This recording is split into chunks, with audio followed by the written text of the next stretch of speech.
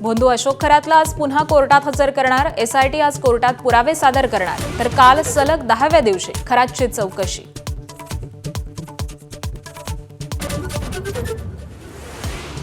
महिन्याभरानंतरही आखाती देशात युद्ध सुरूच. इराणवरती अमेरिका इस्रायलचा मोठा हल्ला. हल्ल्यानंतर तेहरानमधील तेल डेपोमध्ये भीषण आग.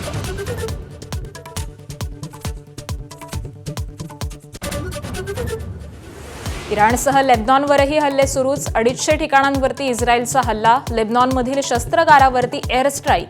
अनेक दहशतवादी मृत्युमुखी पडल्याचा दावा.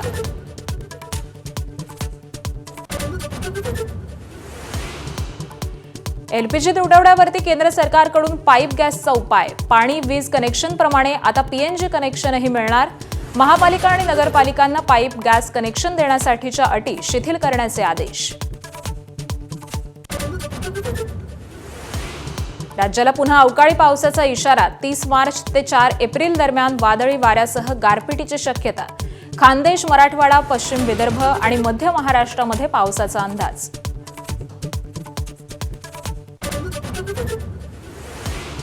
मध्य, पश्चिम आणि ट्रान्स हार्बर मार्गावरती आज मेगा ब्लॉक. कांदिवली बोरिवली दरम्यान गर्डर बदलण्याच्या कामासाठी 21 तासांचा ब्लॉक.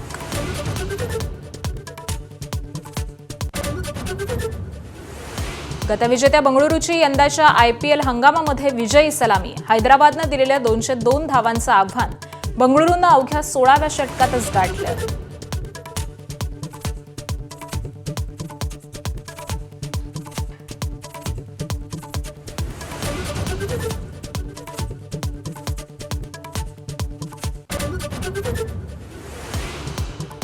रेमंडचे माजी अध्यक्ष विजयपत सिंघानिया यांचं निधन. वयाच्या 87व्या वर्षी घेतला अखेरचा श्वास.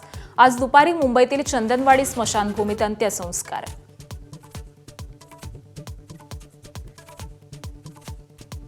रेमंड्स उद्योग समूहाचे माजी अध्यक्ष आणि मुंबईचे माजी शेरीफ विजयपत सिंघानिया यांचं वृद्धापकाळानं निधन झालंय.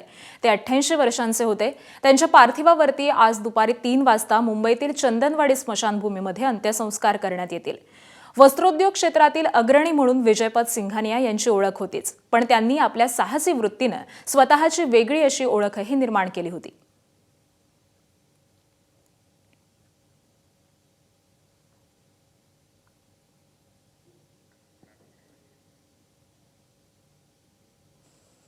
रेमंड्स उद्योग समूहाचे माजी अध्यक्ष सिंघानियांचं वृद्धापकाळानं निधन झालंय. त्यांच्याविषयी आपण अधिक माहिती जाणून घेतोय.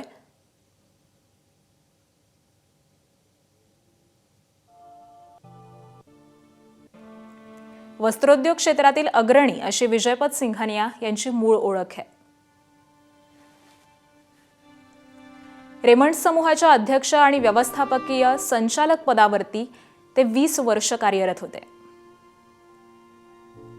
विजयपत सिंघानियांच्या साहसी वृत्तीचा जगभरामध्ये वेगळा ठसा होता.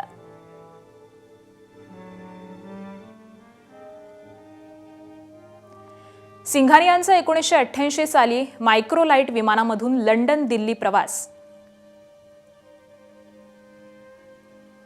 सिंघानियांच्या वयाच्या 50व्या वर्षी त्यांनी एकट्यानं लंडन दिल्ली विमान प्रवास केला. सिंघानियांनी हॉट एअर बलूनमधून 69,000 फुटांवरून साहसी असा प्रवास केलेला होता. केंद्र शासनाकडून 2006 साली सिंघानियांचा पद्मभूषण पुरस्कारानं गौरव देखील करण्यात आलाय. सिंघानियांना 2001 साली क्रीडा खात्याचा तेनसिंग नोर्गे राष्ट्रीय पुरस्कार देखील प्रदान करण्यात आलाय. सिंघानियांचं अन इनकम्प्लीट लाईफ हे आत्मचरित्र 2018 साली प्रकाशित झालं. तर हॉट एअर बलूनचा सिंघानियांनी नेमका काय विश्वविक्रम रचला होता ते देखील पाहूयात.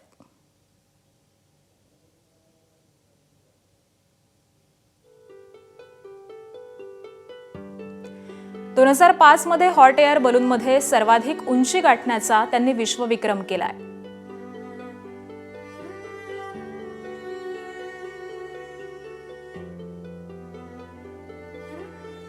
हॉट एअर बलूनमधून 69,000 फुटांची त्यांनी उंची गाठलेली होती. 22 मजली इमारती एवढ्या उंचीचे हॉट एअर बलून होतं. हॉट एअर बलूनमध्ये 18 बर्नर्स होते. बास्केटऐवजी ॲल्युमिनियमच्या कॅप्सूलमधून 5 तास प्रवास केलाय.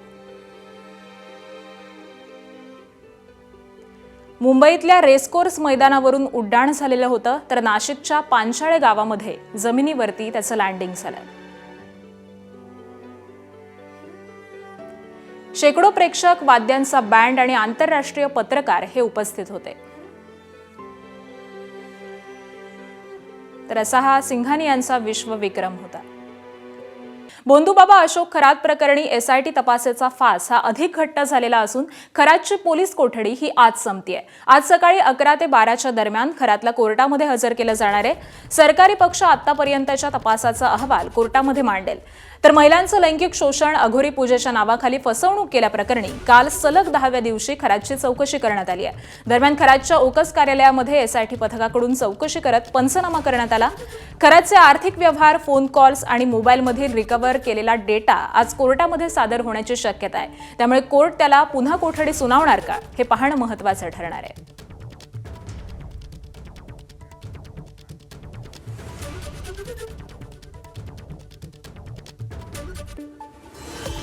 भोंदूबाबा अशोक खरात याच्या शिवनिका संस्थान अंतर्गत येणारं ईशान्येश्वर देवस्थान असेल किंवा त्याचा अलिशान फार्म हाऊस असेल, या ठिकाणी SITच्या पथकानं 2 वेळा तपासणी करून पंचनामा केलाय.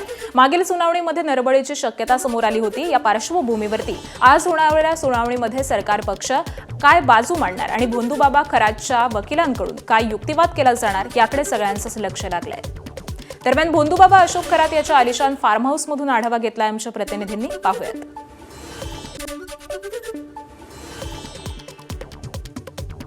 झाल्यानंतर SITच्या हाती तपासाची सूत्र गेली आणि वेगवानपणे सध्या तपासही सुरू आहे.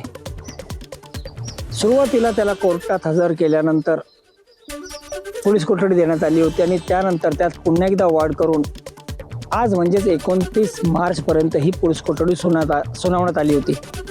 आज पुन्हा एकदा या भोंदूबाबा अशोक खरातला न्यायालयात हजर केलं जाणार आहे आणि नेमकं यावेळेस सरकारी पक्ष काय बाजू मांडतो हे पाहणं महत्त्वाचं आहे. आत्ता मी त्याच्या या मिरगावमधील फार्म हाऊसच्या समोर आहे. आपण इकडून जर पाहिलं तर नाशिकच्या ऑफिसबरोबरच त्याचं मिरगावचं शिवनिका संस्थान असेल किंवा त्याचं हे आलिशान फार्म हाऊस हे दोन्हीही तपासाच्या रडारवर आहे. ह्याच फार्म हाऊसवर यापूर्वी 2दा SITचं पथक येऊन गेलेलं आहे. त्यांनी पंचनामा देखील केला आहे आणि अनेक गोष्टी त्यांनी न्यायालयात देखील मांडलेल्या आहेत. याच फार्म हाऊसमध्ये 5 जे बंदुकीतून फायर झाले होते असा देखील दावा सरकारी पक्षानं न्यायालयात केला होता. न्यायालय त्या भोंदूबाबाला पुन्हा एकदा पोलीस कोठडी देणार की न्यायालयीन कोठडीत नेणार हे पाहणं महत्त्वाचं आहे. त्यामुळं आजच्या या होणाऱ्या न्यायालयाच्या सुनावणीकडे केवळ नाशिक, अहिल्यानगर जिल्ह्याच नव्हे तर राज्याचं लक्ष लागलं आहे. नितीन ओझा, ABP माझा, मिरगाव, सिन्नर. आखाती युद्धामुळे LPGचा तुटवडा निर्माण झालाय. अशातच केंद्र सरकार पाईपद्वारे पुरवला जाणारा नैसर्गिक वायू अर्थात PNG वापरणारा चालना देण्यासाठी महत्त्वाचा निर्णय घेण्याच्या तयारीमध्ये असल्याची माहिती मिळते. दिल्लीमध्ये विज्ञान भवन इथं केंद्रीय मंत्री मनोहर लाल खट्टर, केंद्रीय पेट्रोलियम आणि नैसर्गिक वायू मंत्री हरदीप सिंग पुरी यांच्या संयुक्त अध्यक्षतेखाली बैठक पार पडली. या बैठकीनंतर पाईप गॅस संदर्भामध्ये सरकारच्या हालचाली वाढलेल्या आहेत. आखातामधून येणारा LPG पुरवठा विस्कळीत झाल्यामुळे केंद्र सरकारनं आता PNG निर्मिती वाढवण्यावरती भर दिलाय. 9 लाख मेट्रिक टन ऐवजी आता 11 लाख मेट्रिक टन निर्मितीपर्यंत PNG उत्पादन हे वाढवण्यात आलंय. यासाठी राज्य सरकारनं देखील आता सर्व महानगरपालिका आणि नगरपालिकांना पाईप गॅस कनेक्शन देण्याच्या अटी या शिथिल करण्याचे आदेश दिले. पाईप गॅस हा लोकांपर्यंत पोहोचवण्याचा आपला प्रयत्न आहे. कालच आपण एक GR काढून सगळ्या महानगरपालिका, नगरपालिका क्षेत्रांमध्ये गॅस पाईपलाईन टाकण्याकरता सगळ्या अटी आणि शर्ती या शिथिल केलेल्या आहेत. राईट ऑफ वेज त्यांना देण्याचा प्रयत्न आपण करतो आहोत. आणि या गॅस पाईपलाईन आपण जर टाकल्या तर आपल्याकडे PNG उपलब्ध आहे. त्यामुळे LPGची आवश्यकता पडणार नाही. शहरांवरचा LPGचा लोड जर आपण कमी केला तर भविष्यात अशा पद्धतीच्या ज्या काही सिच्युएशन्स उभ्या होतात त्याच्यामध्ये देखील आपल्याला कुठली अडचण येणार नाही. आणि पाईप गॅस हा LPG पेक्षा फायदेशीर का आहे आपण जाणून घेऊयात. कृष्णा गोदावरी खोरं, आसाम, त्रिपुरा, मुंबई हाय, राजस्थानमधील काही क्षेत्रामध्ये PNGचे मुबलक असे साठे उपलब्ध आहेत. पाईप गॅसचं 50% उत्पादन हे देशामध्येच होतं. 50% पाईप गॅसची कतार, UAE, अमेरिका आणि ऑस्ट्रेलिया यांच्यासारख्या देशांमधून आयात केली जाते. पाईप गॅस थेट घरापर्यंत पोहोचवता येतो, त्यामुळे खर्च देखील वाचतो. LPG घरोघरी पोहोचवण्यासाठी वाहतूक आणि मनुष्यबळाचा खर्च हा अधिक असतो. तर पाईप गॅसचं बिल विजेच्या बिलाप्रमाणे वापरलेल्या युनिट्सवरती आधारित असतं. LPG सिलेंडरमध्ये शेवटी थोडा गॅस शिल्लक राहतो, पाईप गॅसमध्ये तसं होत नाही. पाईप गॅसचे दर हे LPGच्या तुलनेमध्ये अधिक स्थिर असतात आणि त्यामुळे पाईप गॅस हा LPG पेक्षा अधिक फायदेशीर आहे. नागरिकांना दिलासा मिळावा म्हणून LPG वरती सरकार उपाययोजना करत असताना राज्याचे अन्न आणि नागरी पुरवठा मंत्री छगन भुजबळांच्या एका वक्तव्यानं सर्वसामान्यांच्या पोटामध्ये भीतीचा गोळा उठलाय. पाहूयात ते काय म्हणतात. PNGचा जे आहे PNG स्वस्त सुद्धा पडतो आणि PNGचा जास्तीत जास्त उपयोग झाला पाहिजे, प्रचार झाला पाहिजे. मागे एक ते पत्रक त्यांचं होतं की 3 महिन्यानंतर जे आहे कदाचित जे आहे LPG बंद होईल. त्याच्या अगोदर सगळ्यांनी PNGचे जे आहेत दान अर्ज वगैरे करून जास्तीत जास्त PNGच्या ज्या आहेत जोडण्या करून घेतल्या पाहिजेत. तर त्या दृष्टीने जिथे जिथे हे शक्य आहे काम सुरू आहे. आखाती देशांमधील संघर्षाच्या पार्श्वभूमीवरती इंधन तुटवड्याची चर्चा सुरू असताना मुंबईमध्ये LPG सिलेंडरवरून पत्र युद्ध रंगलंय. कौशल विकास मंत्री मंगलप्रभात लोढा यांनी जैन समाजाच्या आंबिल की ओली या सणासाठी गॅस सिलेंडरची कमतरता भासू नये म्हणून जैन संस्था आणि सोसायट्यांना पत्र लिहिलं. गरज भासल्यास थेट माझ्या कार्यालयाशी संपर्क साधावा असं आवाहन त्यांनी केलंय. त्यांच्या पत्रावरती महाराष्ट्र नवनिर्माण सेनेनं आक्षेप घेतलाय. मनसेनं थेट गॅस पुरवठा करणाऱ्या एजन्सींना पत्र लिहून सर्वसामान्य नागरिकांना होणाऱ्या त्रासाचा मुद्दा हा उपस्थित केला. त्याबरोबरच एका विशिष्ट समाजासाठी दबाव टाकण्यामध्ये येत असल्याचा आरोप करून गॅसचा काळाबाजार झाल्यास कठोर भूमिका घेण्याचा इशारा देखील देण्यात आलाय.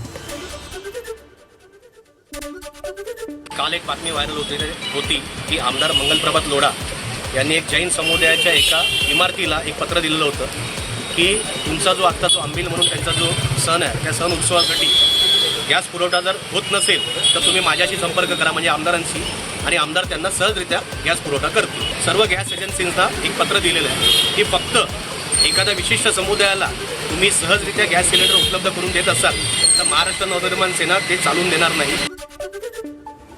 राज्यात गॅस सिलेंडरचा तुटवडा नसल्यामुळे सरकारकडून दावा करण्यात येत असतानाच धक्कादायक बातमी अकोल्यामधून समोर आली आहे. गॅस एजन्सीसमोर सिलेंडरसाठी रांगेत उभा असताना 80 वर्षीय शंकर शिरसाट यांचा मृत्यू झालाय.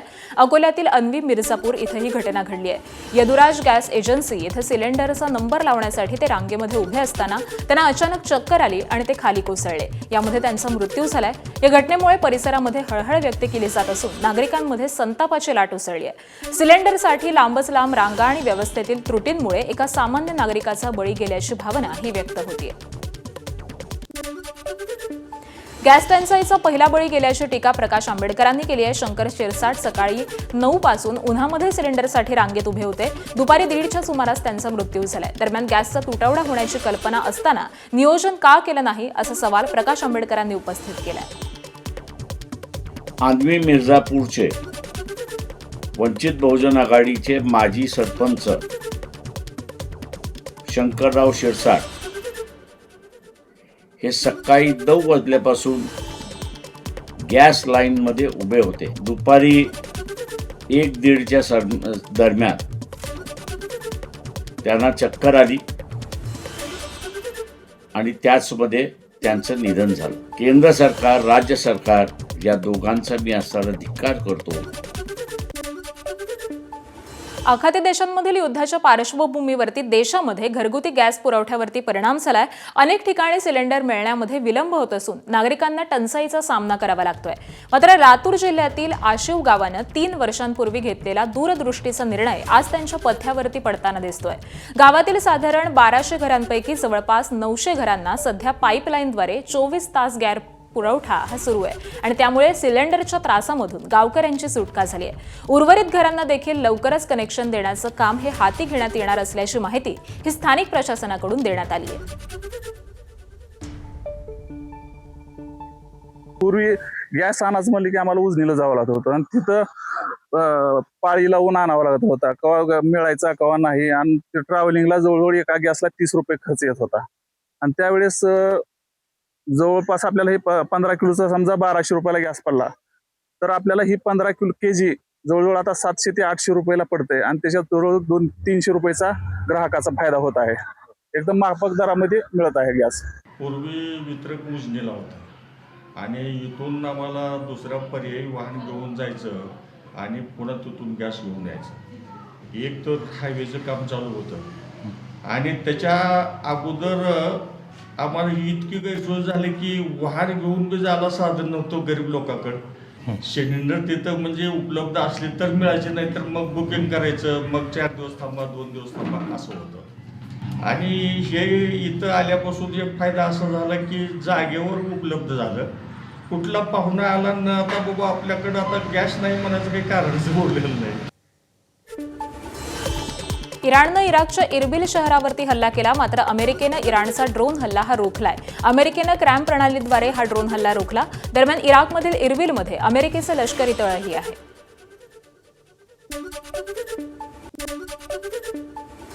IDF अर्थात इस्रायल डिफेन्स फोर्सेसनं इराण आणि लेबनॉनमधील 250 ठिकाणांवरती हल्ले केले. इस्रायलनं इराणमधील 100हून अधिक ठिकाणांना लक्ष्य केलं तर लेबनॉनमधील हिजबुल्लाहच्या ठिकाणांवरती देखील हल्ला करण्यात आलाय. IDFनं हिजबुल्लाहच्या शस्त्रकारावरती हवाई हल्ला केला ज्यामध्ये हिजबुल्लाहचे दहशतवादी ठार झाल्याचा दावा करण्यात येतोय.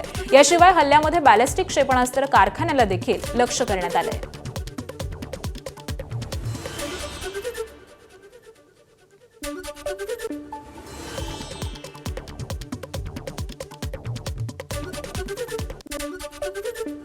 आखातातील युद्धाला 1 महिना पूर्ण झालाय. अमेरिका इस्रायलचे इराणवरती अजूनही हल्ले सुरूच आहेत. अमेरिका इस्रायल सैन्यानं इराणच्या तेल डेपोला लक्ष्य केलंय. तेहरानमधील IRGCच्या तेल साठ्यांवरती हल्ला करण्यात आलाय तर हवाई हल्ल्यामध्ये तेल डेपो पूर्णपणे उद्ध्वस्त झाल्याची शक्यता आहे. हल्ल्यानंतर तेल डेपोंमध्ये स्फोटासह आगीचे लोळ आणि धुराचे लोट दिसले. हल्ल्यानंतर आजूबाजूच्या परिसरामध्ये गोंधळाचं वातावरण निर्माण झालं होतं.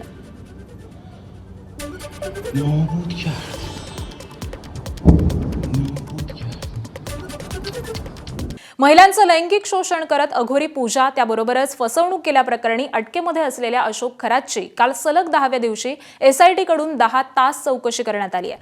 खरातनं केलेल्या काळ्या कारनाम्याचे पुरावे SIT कडून गोळा केले जात आहेत. खरातच्या ओकस कार्यालयामध्ये SIT पथकाकडून चौकशी करत पंचनामा करण्यात आलाय. काही महत्त्वाचे पुरावे देखील SIT पथकाच्या हाती लागलेले आहेत. आर्थिक व्यवहार त्याबरोबरच फोन कॉल आणि मोबाईलचा डेटा हा रिकव्हर केलाय आणि हेच सगळे पुरावे आज कोर्टामध्ये सादर केले जाणार आहेत. बोंधूबाबा अशोक खरात प्रकरणी SIT तपासाचा फास हा अधिक घट्ट झालेला असून खरातची पोलीस कोठडी ही आज संपतीये. आज सकाळी 11 ते 12च्या दरम्यान खरातला कोर्टामध्ये हजर केलं जाणार आहे. सरकारी पक्ष आतापर्यंतच्या तपासाचा अहवाल कोर्टामध्ये मांडणार आहे. महिलांचं लैंगिक शोषण आणि अघोरी पूजेच्या नावाखाली फसवणूक केल्याप्रकरणी काल सलग 10व्या दिवशी खरातची चौकशी करण्यात आली. दरम्यान खरातच्या ओकस कार्यालयामध्ये SIT पथकाकडून चौकशी करत पंचनामाही करण्यात आलाय. खरातचे आर्थिक व्यवहार, फोन कॉल्स, मोबाईलमधील रिकव्हर केलेला डेटा आज कोर्टामध्ये सादर होण्याची शक्यता आहे आणि त्यामुळे कोर्ट त्याला पुन्हा कोठडी सुनावणार का हे पाहणं महत्त्वाचं असेल. आणि याच संदर्भामध्ये आपण अधिक माहिती जाणून घेऊयात. आमचे प्रतिनिधी शुभम बोडके सध्या आपल्यासोबत आहेत. शुभम, खरातची आज कोठडी संपतीये, पुन्हा एकदा कोठडी मिळणार का? पोलिसांकडून नेमक्या कोणत्या कारनाम्याचे काय पुरावे हे सादर केले जाऊ शकतात? नक्कीच खरं तर हा भोंदू अशोक खरात याची आज पोलीस कोठडी संपणार आहे आणि या अनुषंगाने जर बघितलं तर त्याला आज दुपारी खरं तर नाशिक कोर्टामध्ये त्या ठिकाणी हजर केलं जाईल. एकूण जर बघितलं तर एसआयटीच्या तपासामध्ये अनेक धक्कादायक पुरावे एसआयटीच्या हाती लागल्याची माहिती मिळते. खरं तर नरबळीसारख्या देखील संशय एसआयटीने त्या ठिकाणी पोलिसांनी व्यक्त केलेला होता. त्या संशयाच्या अनुषंगाने काही पुरावे हे पोलिसांच्या हाती लागल्याची माहिती समोर मिळते. ज्या महिलांचं लैंगिक शोषण केलेलं होतं त्या महिलांचं लैंगिक शोषण करत असताना अनेक पूजाविधींच्या नावाखाली खरं तर या भोंदू अशोक खरातने हे सगळे कारनामे त्या ठिकाणी केलेले होते. त्या अनुषंगाने देखील पोलिसांचा तपास सुरू होता. ज्या ठिकाणी अशोक खरात याचं जे ओकस कार्यालय आहे त्या कार्यालयामध्ये त्या ठिकाणी चौकशी करण्यात आली, काही पंचनामे करण्यात आले, काही पुरावे तांत्रिक पुरावे जे आहेत ते एसआयटीच्या हाती लागलेले आहे. सोबत काही आर्थिक व्यवहार देखील झाल्याचा संशय होता. त्या आर्थिक व्यवहाराच्या अनुषंगाने देखील खरं तर एसआयटीने तपास केलेला होता. गेल्या 5 दिवसांपासून पोलीस कोठडीला जी वाढीव मिळाली होती त्या वाढीव पोलीस कोठडीमध्ये त्या ठिकाणी आपण जर बघितलं तर अनेक महत्त्वाचे पुरावे जे आहेत ते एसआयटीच्या हाती लागलेले आहेत आणि ते महत्त्वाचे पुरावे आज कोर्टामध्ये एसआयटीकडनं त्या ठिकाणी सादर केले जातील आणि पुन्हा अनेक जे गुन्हे दाखल आहेत त्या गुन्ह्याच्या अनुषंगाने तपास करण्यासाठी भोंदू अशोक खरातच्या पोलीस कोठडीची मागणी एसआयटीकडनं केली जाईल. आणि त्यामुळे कुठेतरी जर बघितलं तर ज्या पद्धतीने या भोंदू अशोक खरातने महिलांचं लैंगिक शोषण, व्यापाऱ्यांचं त्या ठिकाणी फसवणूक केलेली आहे, आर्थिक काही देवाणघेवाण त्या ठिकाणी झालेल्या होत्या, त्या अनुषंगाने पुढील तपासासाठी त्याची पोलीस कोठडी खरं तर आज जी आहे ती मागितली जाणार आहे. नक्कीच. धन्यवाद शुभम या सविस्तर माहितीसाठी. पक्षकार महिलेस शिवीगाळ केल्याप्रकरणी कोल्हापुरातील 15 वकिलांवरती अॅट्रॉसिटीचा गुन्हा दाखल झालाय. गुन्हा दाखल झालेल्यांमध्ये कोल्हापूर जिल्हा बार असोसिएशनच्या अध्यक्षांचाही समावेश आहे. मुंबई उच्च न्यायालयाच्या कोल्हापूर सर्किट बेंचच्या आदेशानुसार शाहूपुरी पोलीस ठाण्यामध्ये गुन्ह्याची नोंद करण्यात आली आहे. आणि याच संदर्भामध्ये अपडेट देतात आमचे प्रतिनिधी विजय केसरकर. विजय.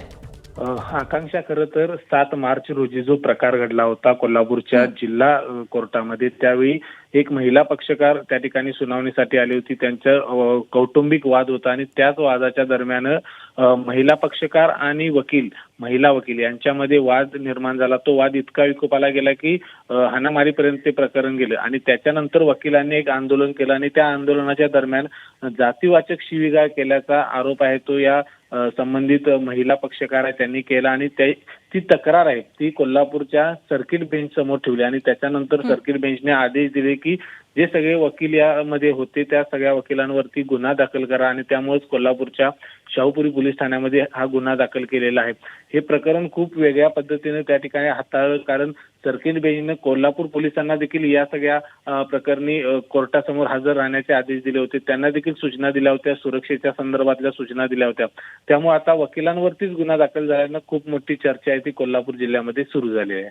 आकांक्षा. अगदी धन्यवाद विजय या सविस्तर माहितीसाठी. अमेरिका होर्मुझ आणि खर्गसाठी जमिनीवरून युद्धाच्या तयारीमध्ये आहे का अशी शक्यता वर्तवली जाते. धाडी टाकून होर्मुझच्या सीमावर्ती भागातील तळ हे आता ताब्यात घेण्यात येणार आहे. डोनाल्ड ट्रम्प यांच्याकडून जमिनीवरून युद्धास अजूनही मंजुरी ही देण्यात आलेली नाहीये. जमिनीवरून युद्ध केल्यास होर्मुझमधील वाहतूक ही ठप्प होण्याची भीती व्यक्त केली जाते. तर युद्ध करण्यापेक्षा इराणच्या तळांवरती धाडी टाकण्याचा विचार असल्याचं सध्या दिसून येत आहे.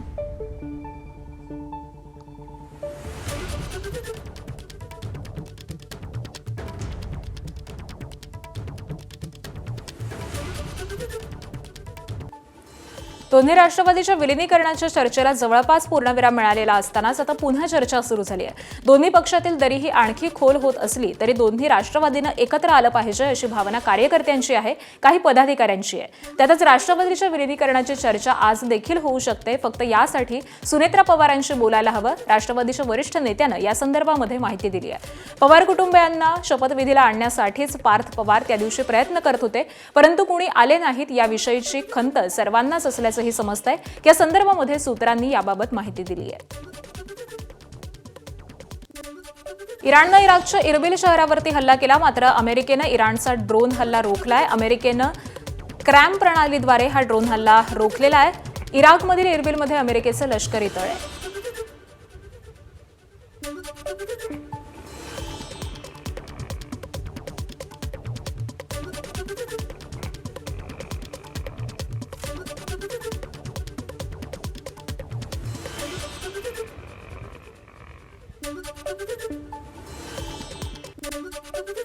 IDF अर्थात इस्रायल डिफेन्स फोर्सेसनं इराण आणि लेबनॉनमधील 250 ठिकाणांवरती हल्ले केले. इस्रायलनं इराणमधील 100हून अधिक ठिकाणांना लक्ष्य केलंय, तर लेबनॉनमधील हिजबुल्लाहच्या ठिकाणांवरती देखील हल्ला केलाय.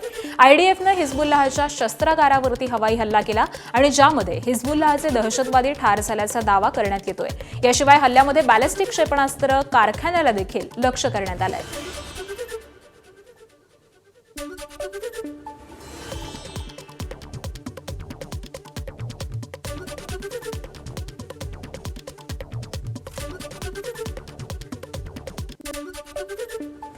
आखातातील युद्धाला 1 महिना पूर्ण झालाय. अमेरिका इस्रायलचे इराणवरती अजूनही हल्ले सुरू आहेत. अमेरिका इस्रायली सैन्यानं इराणच्या तेल डेपोला लक्ष्य केलंय. तेहरानमधील IRGCच्या तेल साठ्यांवरती हल्ला करण्यात आलाय, तर हवाई हल्ल्यामध्ये तेल डेपो पूर्णपणे उद्ध्वस्त झाल्याची शक्यता आहे. हल्ल्यानंतर तेल डेपोमध्ये स्फोटासह आगीचे लोळ आणि धुराचे लोट दिसले. हल्ल्यानंतर आजूबाजूच्या परिसरामध्ये देखील गोंधळाचं वातावरण निर्माण झालं होतं.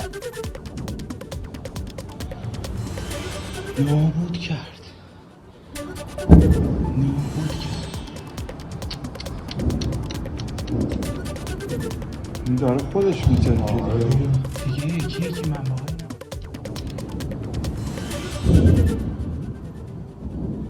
धाराशिवच्या परंडा इथं लाल मातीतील कुस्तीचा थरार पाहायला मिळाला. 200हून अधिक कुस्त्यांचं मैदान पार पडलंय. या मैदानामध्ये इराणमधील पैलवान देखील कुस्तीसाठी उतरलेला होता. मात्र त्याला पुण्यातील काकासाहेब पवार तालमीतल्या रविराज चव्हाण या पट्ट्यानं धूळ चारली आहे. डबल महाराष्ट्र केसरी असलेल्या हर्षद सदगीरची कुस्ती पंजाबच्या कोटला आखाड्यातील पैलवानासोबत बरोबरीनं सुटलेली आहे. तर आमदार तानाजी सावंत यांच्या वाढदिवसानिमित्त या कुस्त्यांचं आयोजन करण्यात आलं होतं.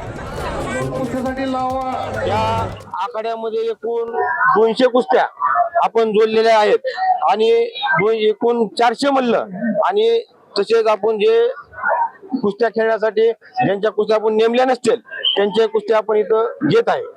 पारितोषिकाचं काय? प्रथम क्रमांकाचं पारितोषिक 4 लाख रुपयाचं, द्वितीय पारितोषिक 4 लाख रुपये, तृतीय 3 लाख रुपये असं एकूण मैदान बक्षीस 20 लाख रुपये कुस्ती मैदान आहे. आणि दरम्यान हिजबुल्लाहच्या नावाखाली इस्रायलचे लेबनॉनवरती नाहक हल्ले सुरू आहेत. हिजबुल्लाहशी लेबनॉनचा संबंध असल्याचा कुठलाही पुरावा नाहीये. लेबनॉनच्या माहिती मंत्र्यांची इस्रायलवरती अशी टीका आहे. तर इस्रायलच्या हल्ल्यामध्ये 2 पत्रकारांचाही मृत्यू झालेला आहे.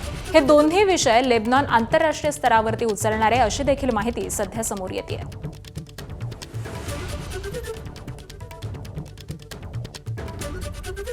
तर हिजबुल्लाहशी लेबनॉनचा कोणताही संबंध नाही अशी माहिती मंत्र्यांनी दिलेली आहे. इस्रायलवरती त्यानंतर टीकाही करण्यात आलेली आहे, कारण सातत्यानं लेबनॉनवरती हवाई हल्ले करण्यात येत आहेत आणि याच हल्ल्यामध्ये 2 पत्रकारांचा देखील मृत्यू झालेला आहे. त्यामुळे हे दोन्ही विषय लेबनॉन आता आंतरराष्ट्रीय स्तरावरती उचलणार आहे.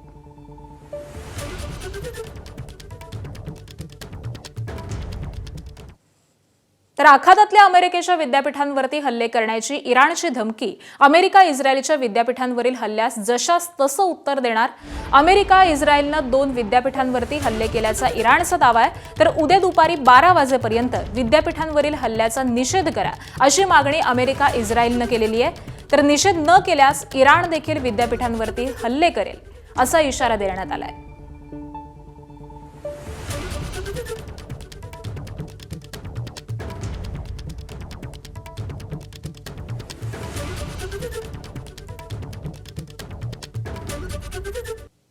तर आखाती युद्धाचा खतं निर्मिती आणि त्याच्या आयातीवरती सध्या तरी परिणाम नाहीये अशी माहिती इक्फोचे वरिष्ठ सरव्यवस्थापक सत्यजित प्रधान यांनी दिली आहे. सरकारकडून गॅसचा सुरळीत पुरवठा सुरू आहे असं प्रधान म्हणालेत. उत्पादन आणि मार्केटिंग दोन्ही सुरळीत सुरू आहे अशी देखील माहिती त्यांनी दिली आहे. शेतकऱ्यांना खत मिळवण्यामध्ये कोणतीही अडचण येणार नाही. खतांचा देशामध्ये पुरेसा साठा आहे असं त्यांनी म्हटलंय. अभी पश्चिम एशिया में जो गैस क्राइसिस हो रहा है उसमें फर्टिलाइजर सेक्टर में ऐसा कोई प्रॉब्लम हम लोग फेस नहीं कर रहा है. गवर्नमेंट भी हम लोग को पूरा गैस सप्लाई कर रहा है और हम लोग पूरा उत्पादन एवं मार्केटिंग दोनों साइड में ही नॉर्मल वे में ही काम कर रहा है. तो किसान के लिए सारे खाद हम लोग पहुंचा रहा है उनको फील्ड तक, तो किसान को भी कोई प्रॉब्लम नहीं आएगा. आणि यानंतरची बातमी आहे लातूरमधून. लातूर शहरामध्ये व्यावसायिक गॅस पुरवठा विस्कळीत झाल्याचा फटका आता थेट हॉटेल व्यवसायाला बसताना दिसतोय. गॅस टंचाईमुळे अनेक हॉटेल चालक हे अडचणीमध्ये सापडलेले असून काहींनी नाश्त्याचे पदार्थ देखील बंद केलेले आहेत. गेल्या काही दिवसांपासून लातूर शहरामध्ये व्यावसायिक गॅसचा पुरवठा विस्कळीत झालाय. गॅस वेळेवरती उपलब्ध होत नसल्यामुळे हॉटेल व्यवसायावरती त्याचा मोठा परिणाम होतोय. गॅस उपलब्ध नसल्यामुळे काही हॉटेल चालकांनी पर्याय म्हणून इलेक्ट्रिक आणि कोळशाच्या शेगड्यांचा वापर सुरू केलाय. मात्र या साधनांवरती पदार्थ तयार करण्यास अधिक वेळ लागत असल्यामुळे त्यांना अडचणी या निर्माण झाल्यात. विशेषतः नाश्त्याचे पदार्थ तयार करण्यासाठी जास्त वेळ लागत असल्यामुळे काही हॉटेल चालकांनी नाश्त्याची सेवा ही पूर्णपणे बंद केली आहे. गॅस न मिळत असल्यामुळे आम्ही 8 ते 10 इलेक्ट्रिक भट्टी आणलेल्या आहेत आणि त्याच्यावर अन्नसेवा आम्ही देत आहोत. सरकारने आम्हाला लवकरात लवकर कमर्शियल गॅसची व्यवस्था करून द्यावी ही आमची मागणी आहे. किती शेगडे आणलेले आहेत? 9 त्याच्यावर भागते का? नाही, भागत तर त्याच्यावर नाहीये. खूप कस्टमरची तक्रार येतात कारण त्यांना जे पाहिजे ते मिळत नाहीये आणि जे आम्ही देऊ शकतो आम्ही तेवढं देऊ शकतो. कारण काय असतं की त्याला वेळ लागत असतो. कुठल्या गोष्टीला वेळ लागत असल्यामुळे कस्टमर थांबत नाहीये. आमचा मेनू मनाप्रमाणे आम्ही देतो, तेवढंच आम्ही एक. मी 20 वर्ष झाला हा हॉटेल व्यवसाय करतोय. आमच्याकडे जवळपास 40 एक कर्मचारी कामाला आहेत. त्यापैकी आम्ही फक्त 10 एक कर्मचारी आम्ही ठेवलेत, बाकी सगळे घरी बसवलेत कारण आम्ही त्यांचा सांभाळ करू शकत नाही. कारण सध्याची परिस्थिती अशी त्या प्रकारे झालेली आहे की कमर्शियल गॅस आम्हाला भेटत नाहीये. त्यामुळे आम्ही अर्ध्याहूनही जास्त स्टाफ घरी बसवला. पदार्थ त्याच्यावरती कोळशा भट्टीवरती चालू होतील आणि आम्हाला जेवढे देणे शक्य आहेत आम्ही तेवढे देत आहे की अर्ध्याहूनही जास्त आम्ही मेनू बंद केला आहे. आता आम्ही कोळसा भट्टीवरती आणि इलेक्ट्रिकच्या. यासोबतच आखाती देशांमध्ये सुरू असलेल्या युद्धाचा परिणाम हिंगोली जिल्ह्यातील केळीच्या निर्यातीवरती झाल्याचं पाहायला मिळत आहे. कळमनुरी आणि वसमत या तालुक्यातील केळी मोठ्या प्रमाणामध्ये आखाती देशांमध्ये निर्यात केली जाते. परंतु सध्या युद्ध सुरू असल्यामुळे ही निर्यात पूर्णपणे बंद झाली आहे. परिणामी व्यापारी शेतकऱ्यांची बाग ही खरेदी करायला तयार नाहीयेत. जे व्यापारी खरेदी करत आहेत ते कवडीमोल दरानं खरेदी करत असल्यामुळे शेतकऱ्यांच्या उत्पादन खर्च सुद्धा निघत नाहीये आणि त्यामुळे डोंगरकळा इथला शेतकरी शंकर सोनटक्के या शेतकऱ्याने त्याच्या शेतीतील 4 एकर क्षेत्रावरती असलेल्या केळीच्या बागेवरती कोयता चालवलाय. किती झाड आहेत तुमचे? 4000 झाड आहेत. कशामुळे पाडले? भाव नसल्यामुळे, युद्ध चालू असल्यामुळे त्या झाडाला कोणी विचारणार नाही, त्याच्यामुळं पाडून टाकायलो आम्ही. कारचा 3 लाख 2.5-3 लाख रुपये खर्च आहे पूर्ण. किती मिळायला पाहिजे होता? काय अपेक्षा? अपेक्षा 5-7 लाख रुपये होत होते. मग ते घरातूनच पैसे गेले 2.5-3 लाख रुपये. होणार तर कोणीकडे गेले की आपलं. मग हे पैसाच झाला नाही ना बनाचा. 1 रुपयाचा सुद्धा झाड पाडलं नाही, जनावरांनाच चारली. काय मागणी आहे सरकारकडून? सरकारकडून अपेक्षा आहे काही ना काहीतरी द्यायला पाहिजे आम्हाला.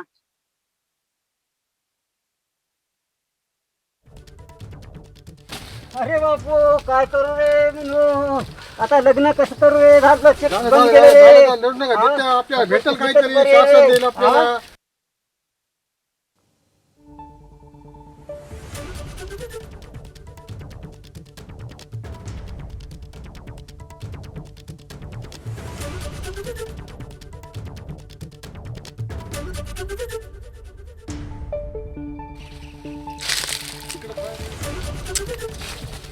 अरे बापू काय करू रे म्हणून आता लग्न कसं करू रे? बंद केलं रे. भेटेल काहीतरी शासन देईल आपल्याला. आणि पुढचे अपडेट पाहूयात. इराकच्या इरबिल शहरावरचे इराणचे ड्रोन हल्ले हे परतवण्यात आलेले आहेत. अमेरिकेच्या सी-रॅम डिफेन्स सिस्टीमनं हे हल्ले परतवलेले आहेत. तर हल्ले परतवण्याचा व्हिडिओ डोनाल्ड ट्रम्प यांच्याकडून जारी करण्यात आला.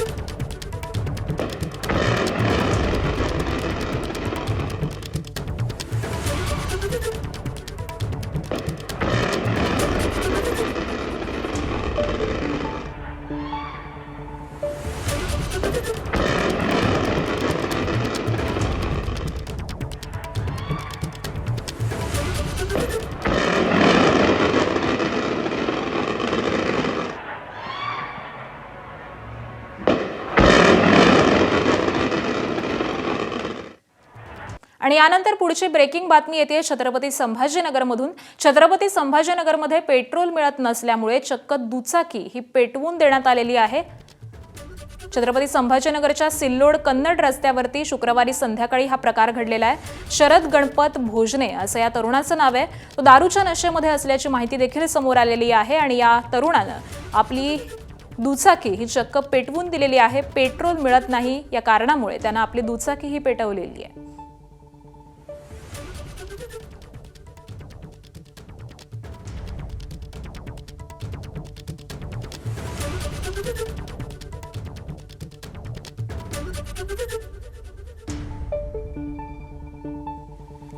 संभाजीनगरच्या सिल्लोडमधली ही घटना आहे. आखाती देशातील युद्धामुळे पेट्रोलच्या पुरवठ्यावरती मोठ्या प्रमाणात परिणाम झालेला आहे आणि पेट्रोल मिळत नसल्यामुळे या तरुणानं दुचाकी पेटवून दिली आहे.